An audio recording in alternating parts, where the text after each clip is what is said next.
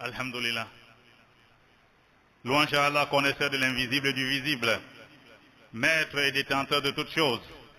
Il a créé et a parfaitement modélé. Il a prédestiné et a guidé. À lui la louange, ici-bas et dans l'au-delà. À lui le décret, et vers lui vous serez ramenés. Je témoigne qu'il n'y a point de divinité vraie digne d'être adorée à part Allah, l'unique sans associé. Et je témoigne que Mohammed, sallallahu alayhi wa sallam, est le serviteur d'Allah et son messager, son préféré, son ami privilégié, le meilleur de sa créature. Il a transmis le message, a rendu le dépôt, a conseillé la communauté et a combattu pour la cause d'Allah son vrai combat. Prière et salut abondant d'Allah sur lui, les membres de sa famille bons et purifiés, ses compagnons, leurs suiveurs et ceux qui les suivent en perfection jusqu'au jour de la rétribution. Suite à quoi, serviteur d'Allah, sachez que le plus véridique des récits est la parole d'Allah et la meilleure voie est celle de Mohammed sallallahu alayhi wa sallam. La pire des choses, ce sont les nouveautés. Toute nouveauté est innovation et toute innovation est égarement et tout égarement mène dans l'enfer. Qu'Allah nous en préserve. Serviteur d'Allah, le malheur est nombreux et diversifié. Il ne se limite pas à une seule chose. Tu verras des gens frappés de malheur, différents les uns des autres. Ils sont souvent de plusieurs sortes et successifs sur une même personne. Mais le Seigneur est savant et sage. Le Très-Haut dit, certes, nous vous éprouverons par la peur, la famine, la perte des êtres chers, la diminution des biens, par la perte des êtres chers et les fruits. Annonce la bonne nouvelle aux patients. Serviteur d'Allah, la manière d'Allah d'agir avec ses créatures et sa sagesse implique la survenance des malheurs dans la vie d'ici-bas. L'affligé passe par des étapes et des états avec son malheur. Il peut frapper un serviteur et puis disparaître, c'est-à-dire le malheur. Le malheur peut frapper un serviteur puis disparaître. Il peut revenir ou pas. Il y en a dont le malheur accompagne toute sa vie. Il est dans les souffrances. Soit il est malade, soit c'est la pauvreté. Tout ce qui peut être mauvais, ça c'est la sagesse d'Allah subhanahu wa ta'ala. Serviteur d'Allah, que l'affligé, homme ou femme, et autres parmi ceux qui ne le sont pas, sache qu'il y a dans l'épreuve d'Allah, de son serviteur et de sa servante, des sagesses et des bienfaits, que c'est celui qui sait et ignore celui qui ignore. Par leur connaissance, le serviteur est ajusté à la soumission, la patience et l'acceptation. Premièrement, la connaissance par le serviteur de la présence du décret de la préséance, du décret d'Allah et de la prédestination d'Allah, de ce qu'il a frappé, qui était prédestiné et écrit sur lui avant qu'il n'existe. Que cela doit se réaliser, qu'il n'y a aucun moyen de protester, de se rebeller, de montrer la peine et de se plaindre. Le Très-Haut a dit, nul malheur n'atteint la terre, ni vos personnes, qui ne soient enregistrées dans un livre, avant que nous ne l'ayons créé, et cela est certainement facile à Allah. Et dans le hadith, il dit, sache que ce qui t'atteint ne devait pas te rater. Rapporté par l'imam at-Tirmidhi d'après Abdullah ibn Abbas, radiallahu anhuma, d'après le prophète, sallallahu alayhi wa sallam. Deuxièmement, que le serviteur sache que celui qui a décrété et prédestiné ce malheur est le savant et le sage. Ce qu'il atteint comme malheur, Allah le sait, et il y a en cela pour lui une sagesse. Il est élevé et écarté de son décret et de sa prédestination de l'ignorance et de la futilité. Allah subhanahu wa ta'ala. Le Très-Haut il dit, ton Seigneur est savant et sage. Allah est plus miséricordieux pour son serviteur croyant que celui-ci pour sa propre personne, qu'il n'espère que le bien et n'ait qu'une bonne pensée envers son Seigneur.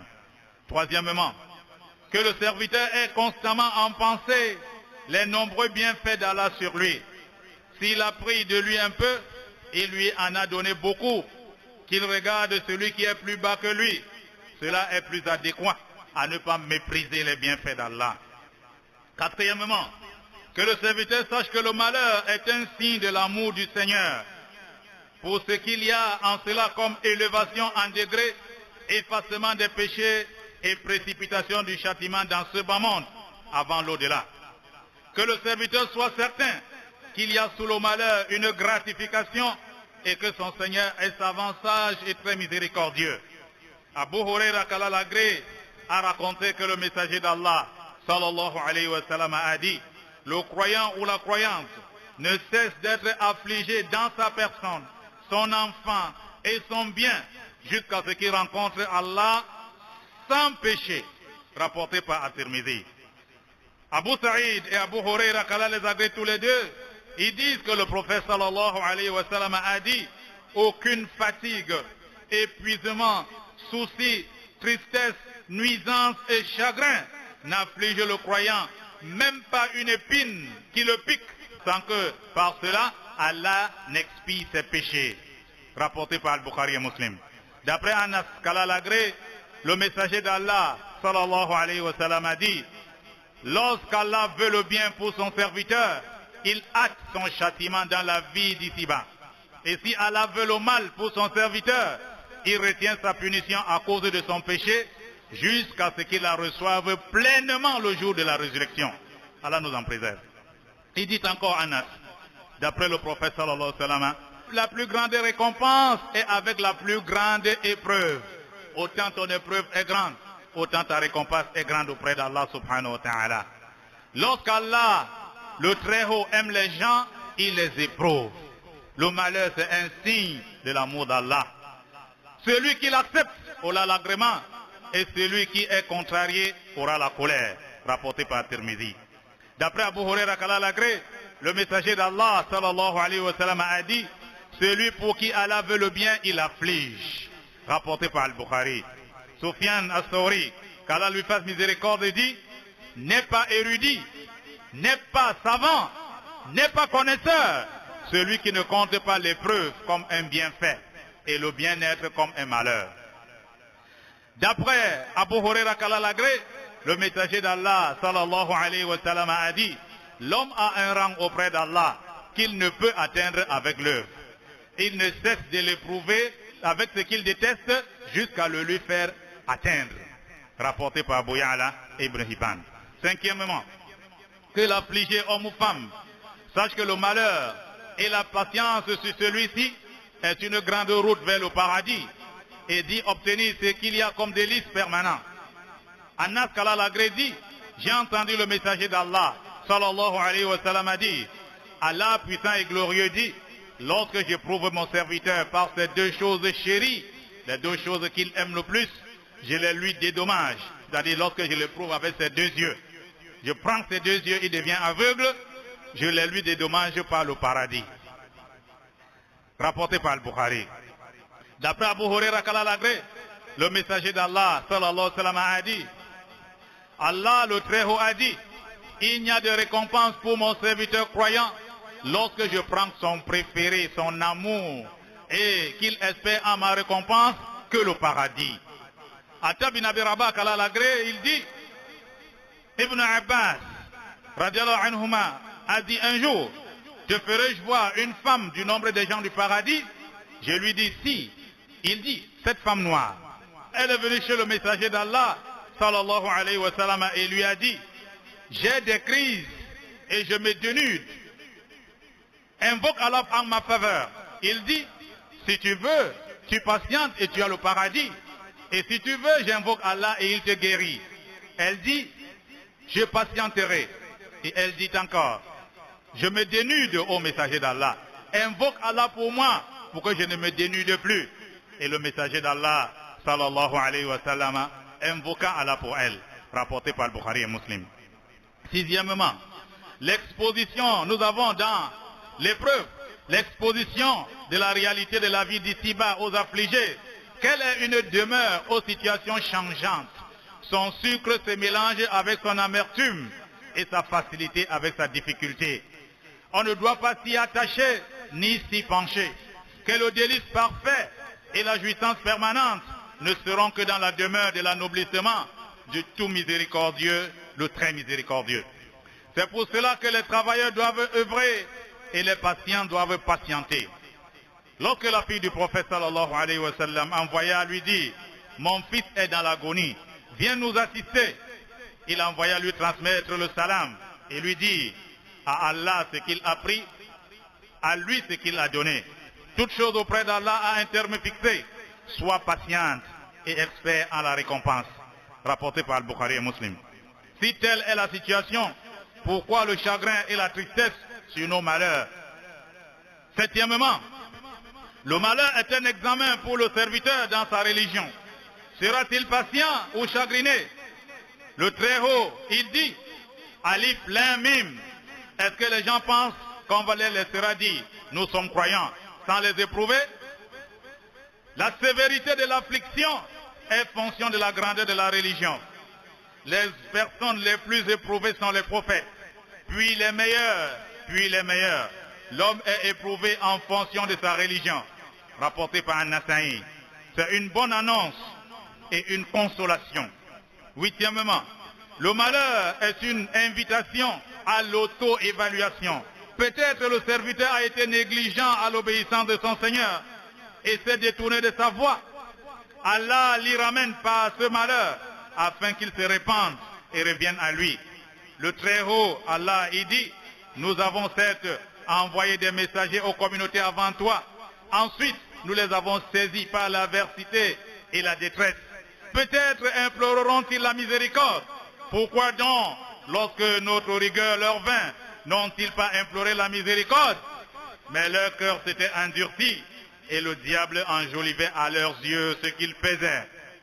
Neuvièmement, la connaissance par l'affligé du bienfait perdu, il résulte alors leçons et exhortations qui sont tous deux la voie de la gratitude et l'obéissance.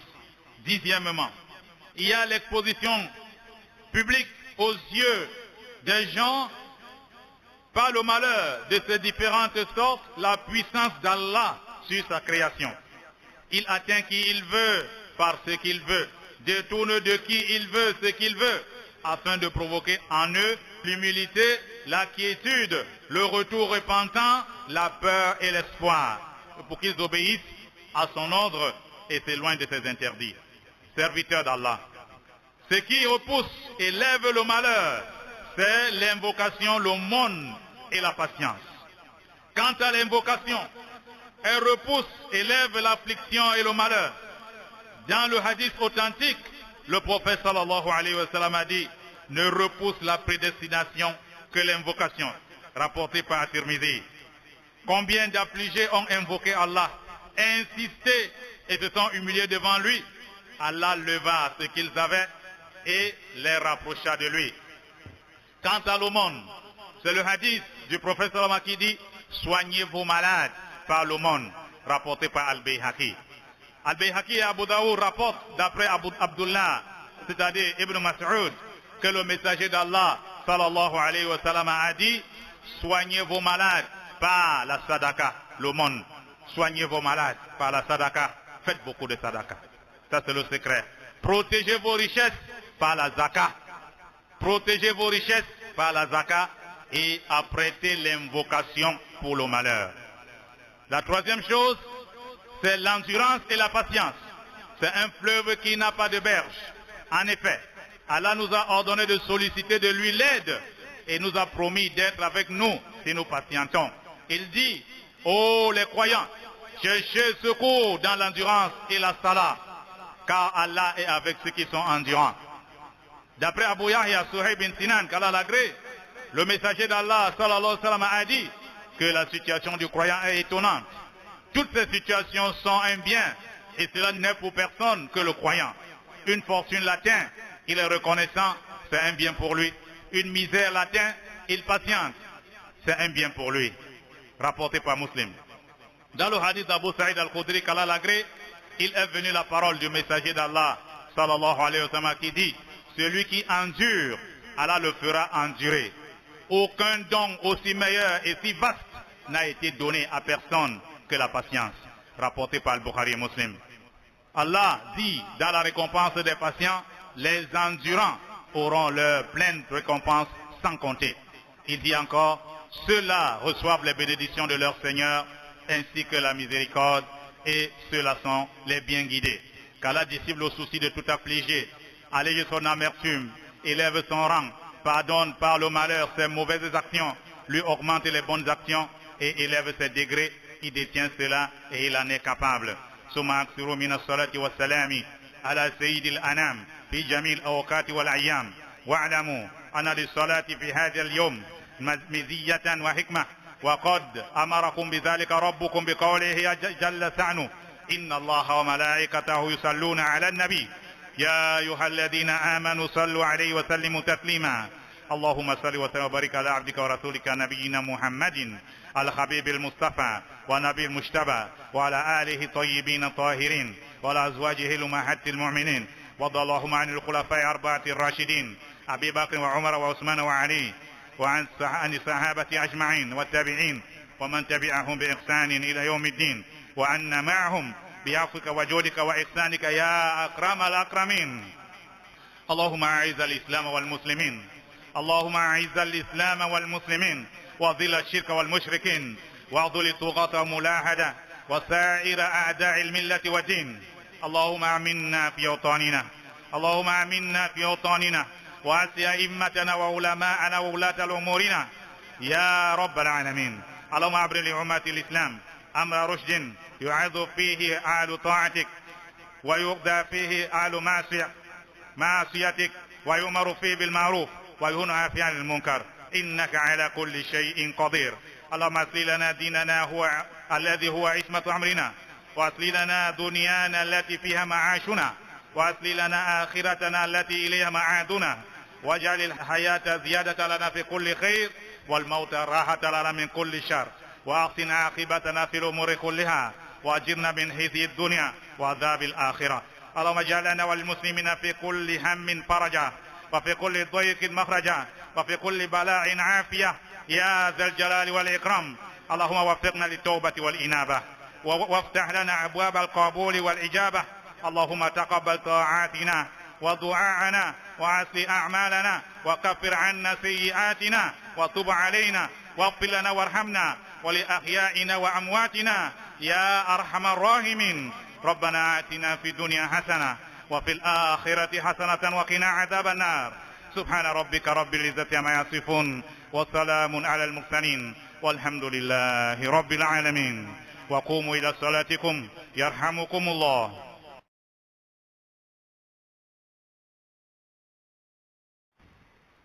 Alhamdulillah. Louange à Allah, connaisseur de l'invisible et du visible, maître et détenteur de toutes choses. Il a